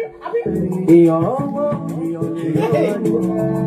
má fi gbogbo ọgbà ká fi ṣọkọ tá gbélé fún mo ní kó má ṣe ní èèyàn wọn mo bá kó múlẹ̀ láyé mi ò méje gbọ́kàn. So ẹ̀yin tèmi mo mọ̀ pé fíìmù yẹn gbá ski.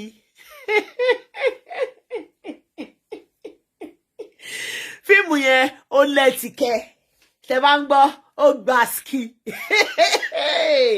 Ó lẹ́tìkẹ́ ó lè kú ló tà ó ní pàtó ó kọjá rádaràda ó gbá ski. Ó yẹ ká analyse fíìmù yẹn but due to one circumstances to the other circumcision sàkàn àníní analyse ẹni bínú ni àsìkò ọ̀rọ̀ tí tó àsìkò ọ̀rọ̀ sì máa tó Ọlọ́run máa pa mí kó máa pa yín ṣé o ti ẹ̀yin bẹ́ẹ̀ yẹn Uncle Yomi ti bá a tàn mọ́lẹ̀ sí díẹ̀ so we are waiting for the part 2 so kí Ọlọ́run jẹ́ kí part 2 náà bá wa láyé àti àlàáfíà ṣé o ti ẹ̀yin bẹ́ẹ̀ tó bá ṣe circumstances sàkàn ẹ má gbàgbé o ó lẹ́tìkẹ́ wàhálà ìmí tẹ̀mọ̀ pé bí tó máa já sí rẹ̀ mo kàn rí líǹkì pé Uncle Yomi ṣe ẹ̀ sí mi pé fíìmù àwọn ti jáde lórí Ó Lè Kú Ká Lọ Wò ó mo ṣe wọ́n pé ẹ má wọrí mo máa ń ṣe pẹ̀lú àwọn tèmi tó gba ski tẹ́pẹ́ ní títí màmá bá ṣe báyìí wọ́n máa ń fìfẹ́ wò so that's why I bring it online you can check it on YouTube Go to YouTube and go and rate Uncle Yomi Fabiyi Oleku TV. Ló upload ẹ lọ rate wọn. Tẹ́ bá gbádùn ẹ lọ show love, ẹ lọ show like, kindly share the video. So we're waiting for the part 2. Shoti ẹ̀yin bẹ́ẹ̀. We can't wait for the ẹ má worry, gbogbo ẹ ló lè ṣe máa rí. In fact, táwọn máa ṣe part 3 gan be in Nigeria. Tẹ́mi náà máa cast nínú ẹ̀. Ojú ló ń kan yín. Táwọn máa ṣe part 3. Zimama will be in Nigeria. Èmi náà máa play role mi. Tó máa gba ski. No one can play my role like me. Ó máa gba ski, tó máa deep, tó máa lẹ́tìkẹ́, tó máa. Someone said I should rewind it. Let's rewind that place. Ẹ jẹ́ ká rewind ibẹ̀ yẹn náà, mo ń bọ̀. Ibi tí wọ́n ti lọ display ní police station yẹn. Mo ń gbádùn bẹ̀ yẹn. But wọn ò lo ọ̀rọ̀bọ̀ kíbọ̀ dáadáa.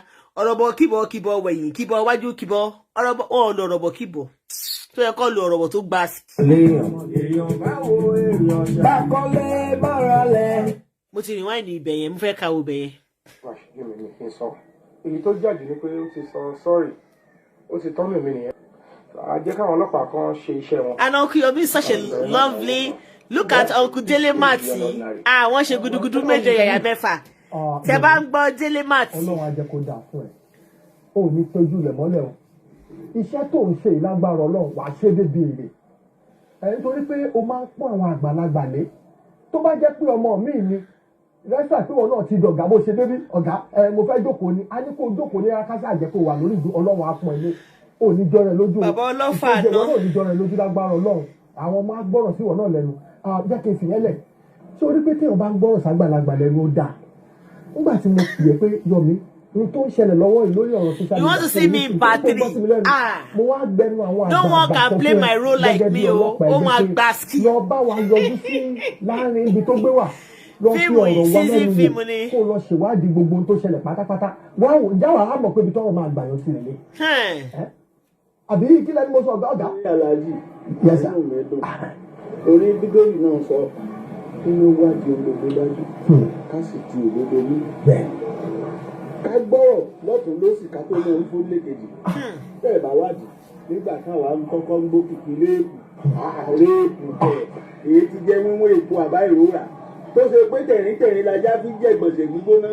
Ìbáwa náà ni àbí mo rí pé réèpù tá ń gbọ́ orúkọ tó bani lórúkọ jẹ́ ni ẹ dákun ẹjọ́ wò.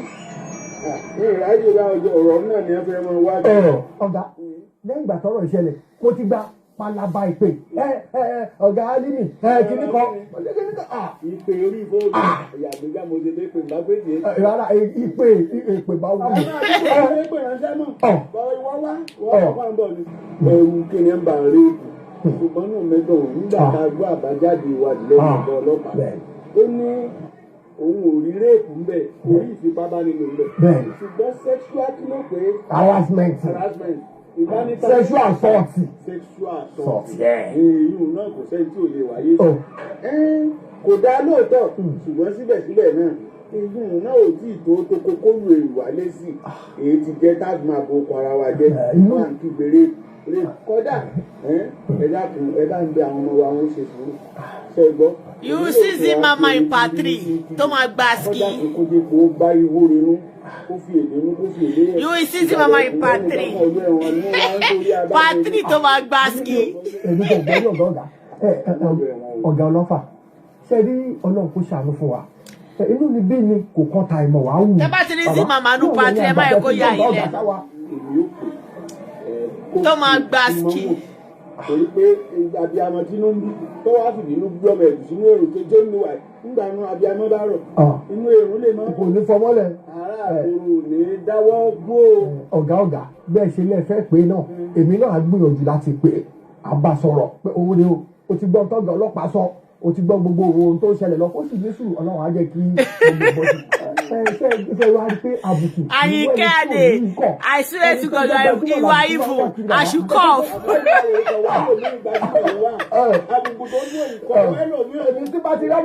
Sherry, let me pin this Àyìnkẹ́ Adé. This Àyìnkẹ́ is a bad child. So you said I should cough inside part 3. You are evil. ọ̀gá.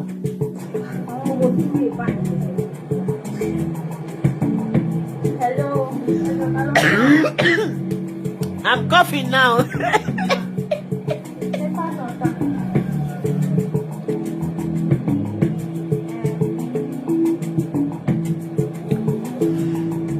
Oh God.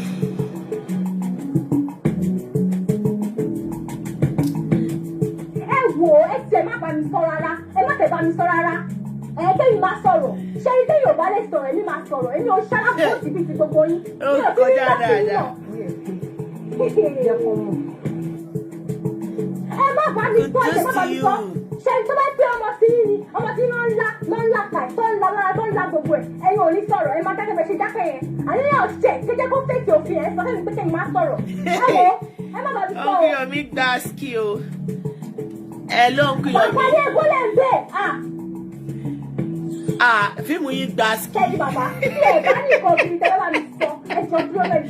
People are really sharing the movie on my Facebook page. Oh, gba ski gan. We can't wait for the part 2. Mo lè jẹ́ kó yá àwọn tèmi pé part 3 yẹn ó máa gba ski. Kébí náà máa play role mi bẹ̀ tó gba ski. Ẹ wọ́n kò yọ mí ẹ wò. You are just a funny man and people are praying for you. Àwọn èèyàn show you love ẹ wá sí show ẹ lọ and stream ẹ. People are watching your video. In fact, Baba baddest shooter ni God will bless you. Ọlọ́run àti ọmọ fún yín ní ọgbọ́n àti ìmọ̀ láti tún lè máa ṣe àwọn fíìmù yìí. Àwọn èèyàn tó wá sọ fún mi pé kí n wúkọ́ nínú búrò tí mo bá fẹ́ play torí mo máa ń wúkọ́. Ṣé ti rí pé àwọn viewers wa ìsọnù ni wọ́n? Àpọ̀ òkè Yomi tí wọ́n gbọ́ baddest shooter ni yín o. Ọlọ́run ẹ̀ shooter gan ẹ̀ baddest. Ẹ wà àwọn èèyàn ti ṣe ẹ lọ. Wàhálà ẹ sáré ya iṣẹ́ yẹn wàhálà ìtàlá yìí. Tí èèyàn bá dúró síwájú yìí tẹ́ bá ń wò ẹni yẹn ti kọ́ sórí nípa ẹ̀ láì ti sọ̀rọ̀. Ló ṣe wà ní tẹ́ bá wájà mọ́ ní ọ̀fẹ́ máa rí sórí kan pàtó ẹ̀wù báyìí. Iṣẹ́ burúkú lẹ̀ yà yẹn. Wàhálà abínibí yàtọ̀ sí ability wọ́n bí yín mọ̀ ní Ọlọ́run ó lè sáré jáde. Uncle Yomi part 2 gan ló máa jáde sí màmá máa play role ti ẹnu part 3 àwọn tèmi lẹ̀ sí ní kí n wúkọ́. Part 2 ti balẹ̀. Ẹnu ọ̀pẹ àpọ̀ mọ́ ní part 2 máa jáde. Ó yá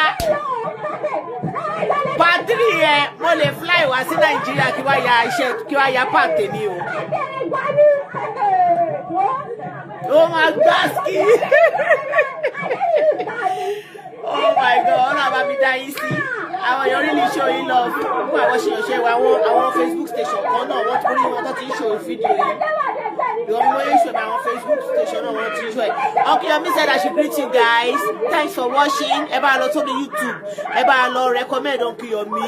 Ẹ bá lọ like ó lè kú. Ẹ bá lọ like fíìmù yẹn gangan. Ẹ share pẹ̀lú àwọn friends yín. All right, Uncle Yomi, take care, Sheko. What else, sir?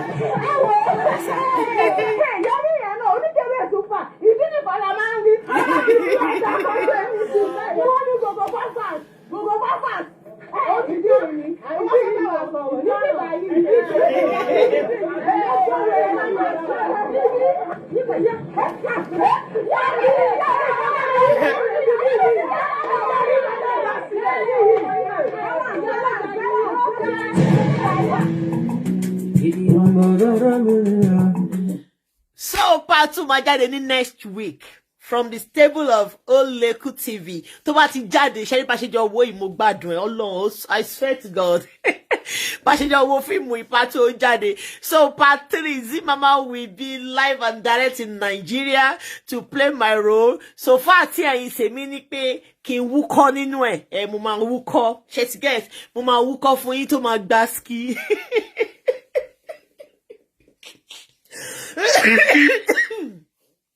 Ṣé inú pàtí yẹn ẹ sì ní kí n wúkọ́ nínú ẹ̀ no but no one can play my role like my play role tèmi bí báwo máa play role mi máa tún play tó gbá ski ṣó ti yé yín. So next week part 2 máa jáde tó bá ti jáde fíàm mo máa tún play ẹ̀ fún yín a máa tún jọ wò àjọ máa gbádùn ẹ̀ tó máa ṣe kíni tó máa gbá ski ṣe get. So okay, Yomi ní pé kí n appreciate gbogbo yín ẹ bá wa like ẹ bá wa share ẹ jẹ́ kí video yẹn lórí YouTube ẹ jẹ́ kó gbá ski ẹ jẹ́ kó gbá ski tó dẹ̀ máa ṣe kíni tó máa lẹ́tìkẹ́. So guys, thanks for watching, thanks for joining me, thanks for your love, thanks for your like, thanks for your care, thanks for your share. Thank you. In fact, we can't thank you enough. So today, me, I can't thank you enough. I can't thank you enough. Thank you for standing by us. Thank you for sharing, love us. Thank you. We love you all. Yeah, we lay you now. Talele. Let me block you. Daramola Olaitan, you are not welcome on this platform. You can fuck off, okay? Daramola Olaitan, get the hell out of my platform. I want to about to ring tí wọn bá ti rí fuck off. Okay? Just fuck off. I need real people here. I need positive people here. I don't need negative people. I don't need sadist people. I don't need bitter people. I don't need ugly people here. I need beautiful people here. I need sweet people here. I need positive people here. I need basky people here, okay? To basky. But come on, paro, within short of period, okay, I'm gonna say joke, I'm gonna say just want to say call story. So let me put a strict warning on this platform.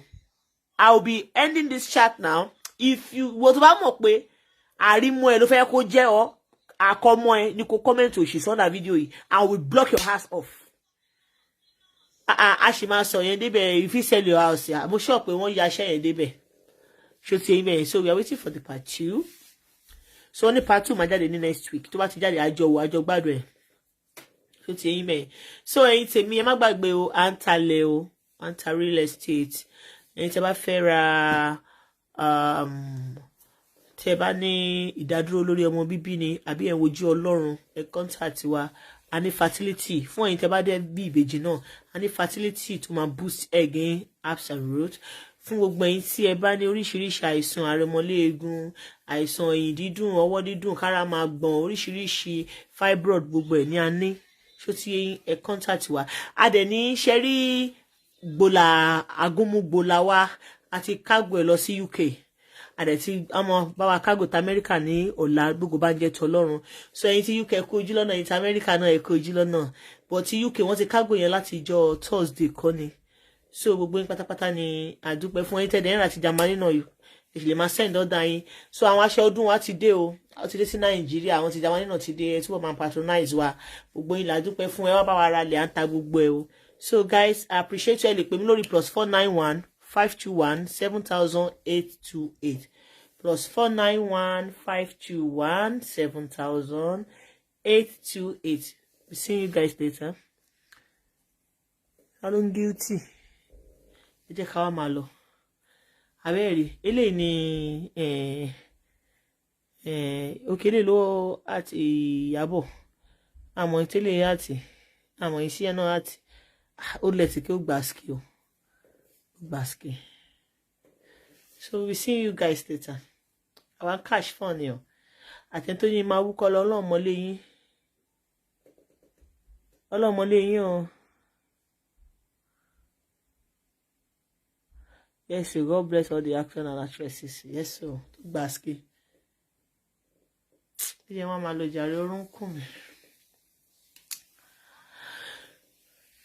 I love you all.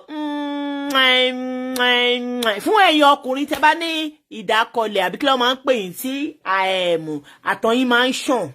Sátọ̀ yóò lè dọmọ ẹ tètè pé mo ti ní solution fún yín. Ẹ̀yin obìnrin náà tẹ́ ní delay ni bóyá ẹ ń wojú Ọlọ́run tipẹ́tipẹ́ ni. No matter all the circumstances of the gynecology, contact us. Àwa máa fún yín ní àwọn apps tó máa mú ilé ọmọ yín tó máa di ọmọ. Ada any fibroid ni, ada ẹ ṣá contact wa. Ẹ̀yin tẹ́ bá fẹ́ bí ìbejì gbogbo ẹ̀kọ́ ló lágbára IVF, ẹ contact wa. ṣó ti yẹn mo máa direct ń lọ sí the real gynecology tó ń gbé tó ń fi ewé àti egbò tó fi ń ṣe oyún sínú obìnrin tẹ́ máa bímọ àbíyé àbírò ọkùnrin àbíyé ìbejì tó beautiful tó fine ṣó ti yẹn bẹ̀ yẹn so ẹ jẹ́ kí wọ́n máa lọ. I will see you guys. Which number can we use to contact you for a government or a government? Government báwo? Ṣé mi sọ fún yín pé èmi ṣe òṣèlú ni? Ṣé mi sọ fún yín pé mi ṣòṣèlú? Ẹ má kó bọ́ mi lẹ́sẹ̀. Èmi ò máa ṣòṣèlú. Òṣèlú báwo? Àwa ń gba ski bí tá ń gbádùn ara wa ni. À ń gbádùn ara wa tá dẹ̀ ń gba ski. Ṣó ti yẹn bẹ́ẹ̀? Anything concerning gba ski, zi màmá lẹ́ máa rí ń bẹ̀. Ṣé ti ẹ̀yin mi ní wá yín tí o mi ṣòṣèlú ẹ má contact mi fún government báwo ẹ jọ̀ọ́ o I'm not doing anything government ẹ jọ̀ọ́ torí Ọlọ́run ìfàdémidémi lórí government kẹ ẹ gbọ́ anything government in Nigeria ò jápa àwọn tó dúró lánàá ẹ lọ́wọ́ nǹkan tó ṣe fún wọn èmi ò government o ẹ jọ̀ọ́ torí Ọlọ́run tí yóò ní bàjẹ́ mo sì níyà láyé o mo níyà mo ní bàbá o ìṣàánú kúnlẹ̀ àbíyamọ àtẹwé àtẹgbò oríṣiríṣi àìsàn tó bá ń ṣe yín ẹ kọ́ńtàtì wa a direct lọ sí àwọn màmá tí Ọlọ́run lo ọwọ́ wọn fi gba ṣiṣẹ́ àrà iṣẹ́ ìyanu oríṣiríṣi àìsàn tó bá ń ṣe yín ṣó ti ẹ̀yin sí ẹlòmíì ní ẹ̀yìn ríro ẹlòmíì ní egungun ẹsẹ̀ ẹlòmíì ní àìsàn nínú kí lórúkọ àwọn fibroid yẹn oríṣiríṣi àwọn ìyá wa kọ́ńtàtì wa máa fún nọ́mbà ìyá Ìjẹ̀bú tó gba ski pẹ̀lú iṣẹ́ àti egbò ewé àti egbò tí wọ́n tí Ọlọ́run fi ọwọ́ wọn dá lára so ẹ̀yin fún ti fertility náà ẹ kàn WhatsApp lórí +491 521 7828 I will direct you to her ẹ dẹ̀ lè wo fídíò wa tàti kọ́kọ́ ṣe láàárọ̀ ẹ rí wọn bẹ̀ bí wọ́n ṣe polówó àgbo wọn so see you guys later odò ọ̀rọ̀ private motor park a ṣe ń gba ọ́fà o gbé mọ́tò yín wá kábàáyín manage ẹ̀ ó dá.